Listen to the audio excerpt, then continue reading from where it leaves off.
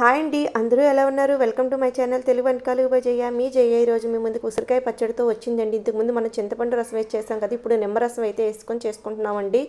మన హెల్త్కి కూడా చాలా మంచిది కదా, చింతపండు కంటే నిమ్మరసం హెల్త్కి చాలా మంచిది కాబట్టి ఇది 2.5 కేజీలు ఉసిరికాయలు అయితే నేను పల్లి నూనెలో ఇలా వేయించుకుంటున్నానండి. అవి కడిగి ఆరబెట్టి ఆరిన తర్వాత అయితే ఇలాగా కేజీకి 1/2 కేజీ పల్లి నూనె పడుతుందండి. అలాగే మనకి ఆవాలు అయితే 3 స్పూన్లు చొప్పున, మెంతులు 2 స్పూన్లు, జీలకర్ర 1 స్పూన్ చొప్పున కేజీకి అలా వేయించుకుంటున్నానండి 2.5 కేజీలకి.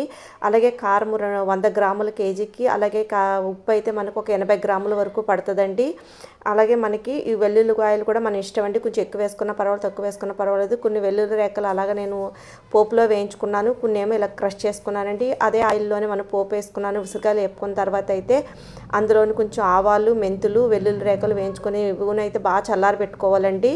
ఇవన్నీ కలిపి ఉసిరికాయలకు బాగా పట్టుకున్న తర్వాత మనం పోపు వేయించుకున్న ఆయిల్ చల్లారిన తర్వాత అందులో ఇంగు కూడా వేసుకోవాలండి పోపులోని. అప్పుడే మనకి పోపు పచ్చడి అనేది చాలా టేస్ట్గా వస్తుంది. ఇదైతే చల్లారిపోవాలండి బాగా, ఉసిరికాయలు కానీ పోపు కానీ బాగా చల్లారిపోతేనే మనకి పచ్చడి అనేది పాడవకుండా ఉంటుంది, సంవత్సరం పాటు నిల్వ ఉంటుందండి.